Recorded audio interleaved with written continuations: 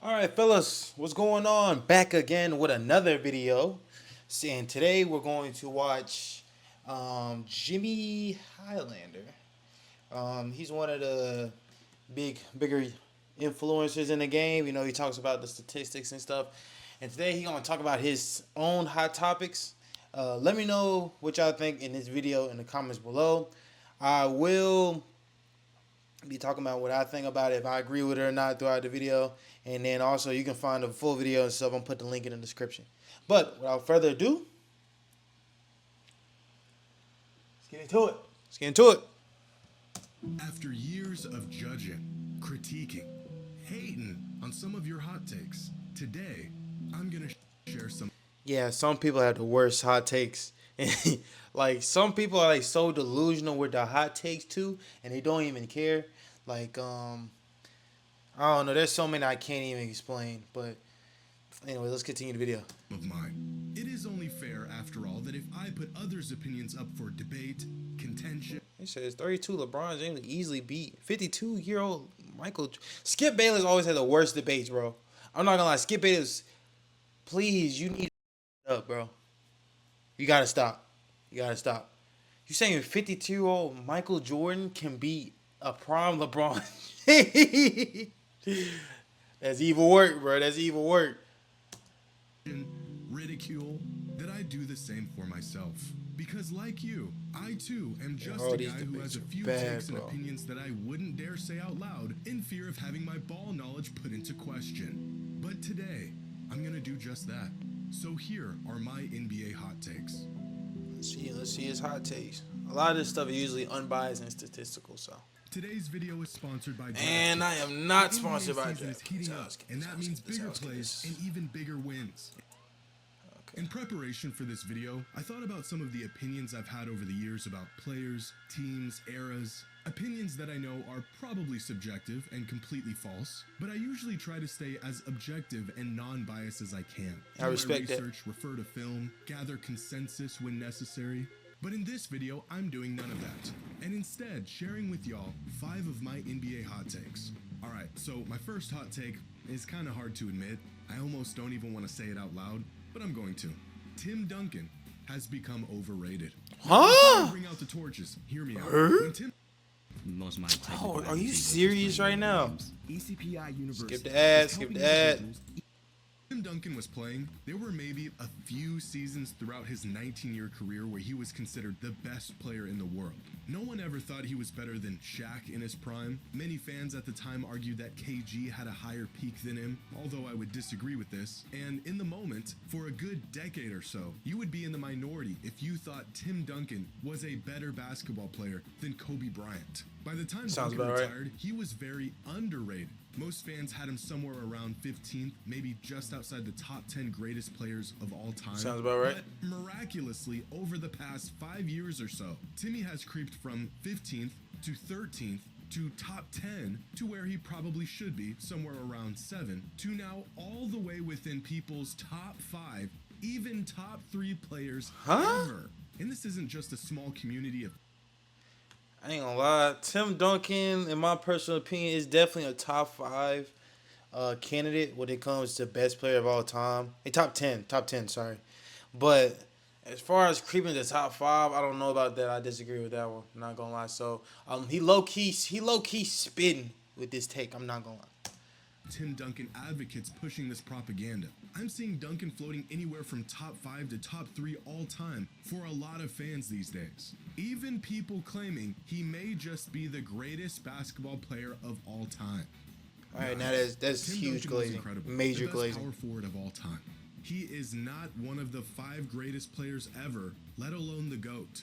And I think what's probably happening here is younger, or maybe newer fans of the NBA are looking at his accolades and accomplishments and comparing them side by side to other greats and saying, wow, this guy really did a lot, and his resume is better than just about anyone ever. But if you watched Duncan's career unfold in real time, you would have felt the impact he had on the league and on the Spurs, but you would have also felt the massive role that the Spurs system and Popovich's coaching excellence played on Duncan. He That's a was fact. unbelievably consistent.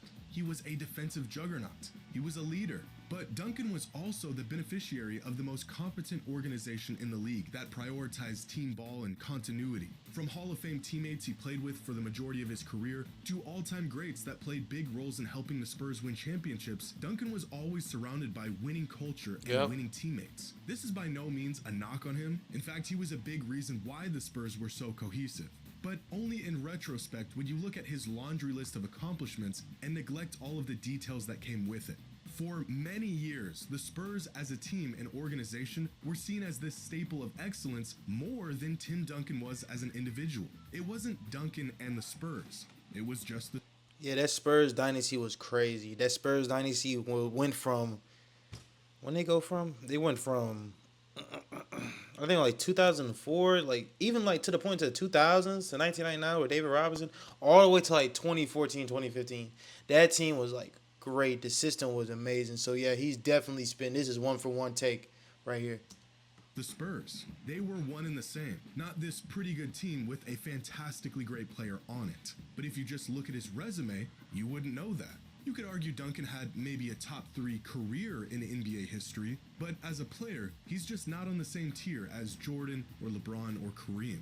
I don't know how after he retired, he has slowly crept past Shaq and Bird and Russell and even Magic for some people. Duncan is one of my all-time favorite players, but he is not a top 5 player in NBA history. And it's odd to see a player who was so underrated for so many years become slightly overrated today.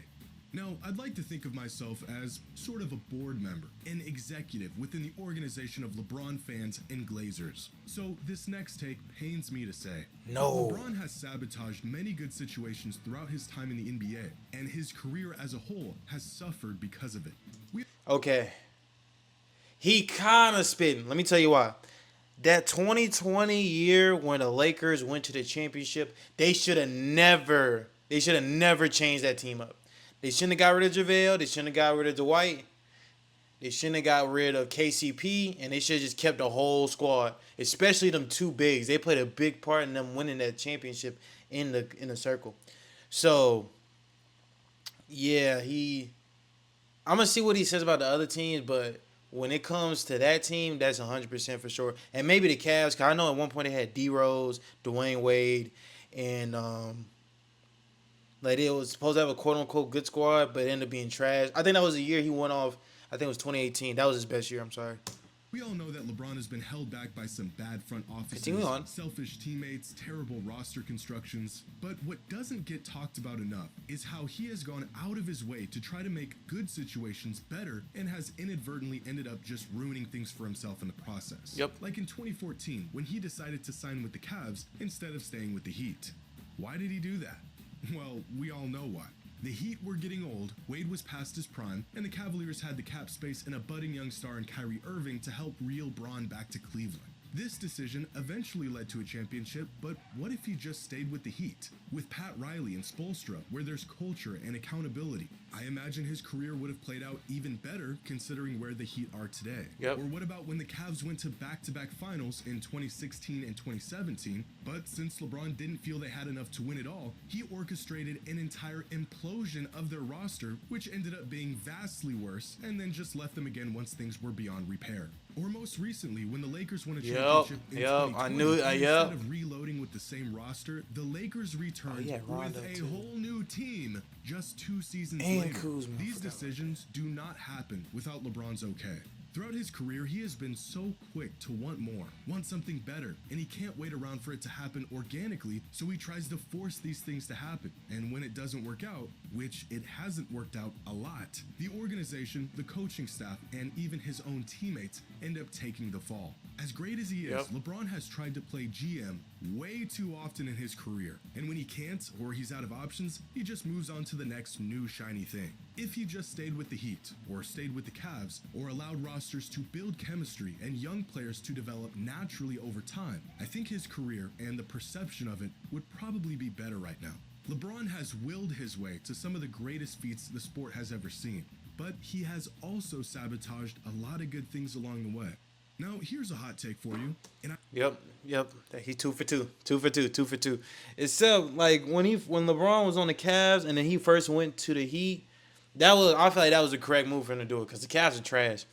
Then from the Heat to the Cavs, back to the Cavs. They did win a championship, but I mean, I don't see that's the wrong move neither personally.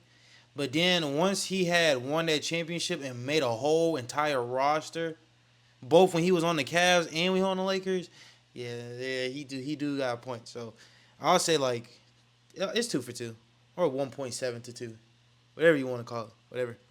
I don't care if I'm wrong. The corner three is not the easiest three-point shot. For years, everyone has said. Now the corner three. First, let's get through this ad, bro. I hate ads. I might have to get YouTube Red, man. This is making me sick. Oh, this is another one. 2 for 2, bro. Are you serious? Using my custom formula, which is this. The corner three.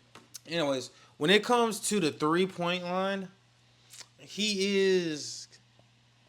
Well, I'm gonna say in my personal premise, because he probably saying that against subjective. He might put some stats up, but in my personal opinion, like the corner three is low key hard to shoot because it's just straight rim. Like you can't bank it in the backboard. You can't see the backboard visually. It's just straight swish, and it's kind of hard to look and see it when you shooting at that corner. So he is kind of, in my personal opinion, I think he's right, but objectively, we'll see what he says. Three is easier than any three-pointer, and so there's an advantage to be had there if you use them right. Corner specialist. I wholeheartedly disagree. In the NBA, sure, the corner three is shorter than on the wing or at the top of the key, but if you play ball, you know this shot is as scuffed as it gets. When you're looking at the hoop straight on, you just have a wider margin of error. You can shoot long and bank it in. You have a better perception of depth since you're looking at the backboard. It may just be psychological, but whatever it is, you cannot convince me that this shot is easier than this shot. According to NBA.com, this season the league as a whole is shooting 39% from corner threes, whereas above the break, teams are shooting 36.1% on average. Now, that's a substantial difference in efficiency from these two different shooting zones, and it would lead you to believe the corner three is easier. But I think shooting percentage is higher on corner threes than threes above the break for two reasons. One, the best shooters in the league, the guys who are on NBA rosters to drill a few threes a game, usually spend the most time in the corner. And since most players who set up shop in the corner are sharpshooters, the overall efficiency from corner threes is boosted compared to on the wing or at the top of the key. And reason number two, a lot of threes taken above the break are pulled up off of dribbles, players flying off of screens trying to square up and get a good shot off, and many times the players attempting these kinds of threes are the best player on their team, but not the best shooters. On the other hand, threes are almost exclusively set shots coming off of passes to a wide open man. The very nature of offenses in the NBA makes these corner threes easier than any other threes because plays are often drawn up to get open looks from here from the best shooters in the world shooting set shots with no one contesting. Corner threes, especially those real deep ones where you feel like you're behind the backboard, are not easier than any other three-pointer. Now, I know I'm going to catch some flack for this next take. That's okay. He might be cooking. That's 3 for 3. He's cooking right now. I'm not going to lie. He might be cooking. Because in a redraft of every player in NBA history just after their rookie season, I would pick Victor Wembanyama first overall. You might say this is just recency bias. You may think I'm crazy, and you're probably right. But when I don't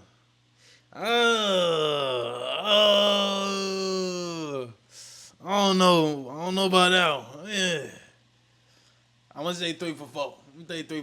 I don't know. We don't know what he gonna do because, like, top players the height of Wemby, they don't stay healthy for that long. Like Yao Ming, he didn't stay healthy that long. Bobo have some injury problems, and like a lot of players that had that same skill set Wemby has, they usually don't last that long. But the potential is crazy. So I mean, this season Wemby played really good, but if he can stay healthy, he might be cooking. But as of right now, nah. I don't know about that. His Don't know. progression, his It's 3 for 4. poise, his confidence, his skill set, his potential. If you lined up His every potential is great player unmatched. since the inception of the NBA, and if we're just going off of what we've seen from them in their rookie season, I would pick the kid in San Antonio.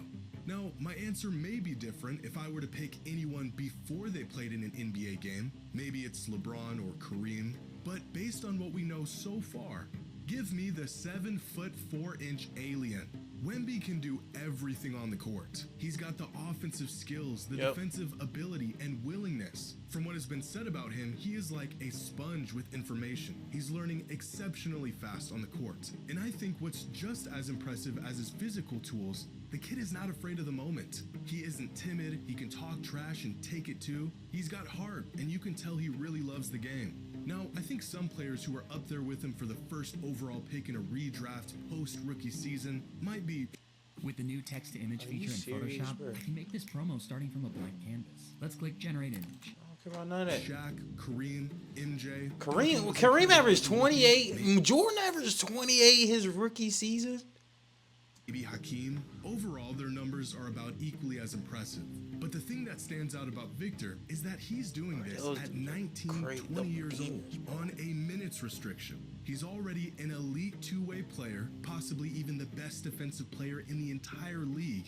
And he has the advantage of playing in an era where he is allowed to develop a well-rounded offensive game from the post all the way out to the perimeter. Something that Shaq, Hakeem, and Kareem... That's crazy, have. bro. The Crazy. improvements he's made from his first game this season to now are already so massive that his progress alone really makes him stand out even amongst the greatest rookies ever. And quite frankly, And whatever. I never witnessed Whatever. these players play in their rookie seasons. I wasn't there to see it in real time. And of all the rookies I have seen over the last 15 years or so, Wemby is way ahead of all of them. Is this a Boom. terrible Boom, boom, argument to boom. make Test here? Sure. Does that change my pick? Is my audio turned up? Okay, there we If go. you can ignore what we There we know go. about these players outside of their first season in the league, and if you had to choose one of them, I think Wemby would go first overall. At least for me, he would. By the time these other players came, I think Wemby would go first I don't overall. know. At least for me, he We would. said 5 By the years, time these maybe, other but I don't players know came right into now. the league, they were already relatively polished. Jordan was still pretty raw, and LeBron was playing off of sheer athleticism. But Wemby is having one of the greatest rookie seasons ever, and just by watching him, you can tell he's still just learning how to play in the NBA. So not only is he already incredible, he's just barely scratching the surface of his potential. Now, can this take come back to bite me in the ass? It sure can. Yes. But I don't care. If I could choose any player in NBA history based off of their rookie season and their potential and trajectory, I'm picking Victor Wembanyama. Now, I don't know if this last take is even a hot one anymore. Yeah, 3 for 4. 3 for 4. 3 for 4. Yeah, 3 for 4. For sure. But it needs to be said. The 2017 Warriors are by far the best NBA team ever. Yeah, okay. 4 for 5. That Warriors team is wiping that 72-10 Bulls team, bro. The old heads could come for me all they want. I don't care. You ain't gonna. Who gonna stop me? 2017 Warriors. Maybe the 2016. Nah, because they lost the Cavs. But that 2017 Warriors team, that is beating the Chicago Bulls team, bro. I'm sorry. You can't tell me nothing.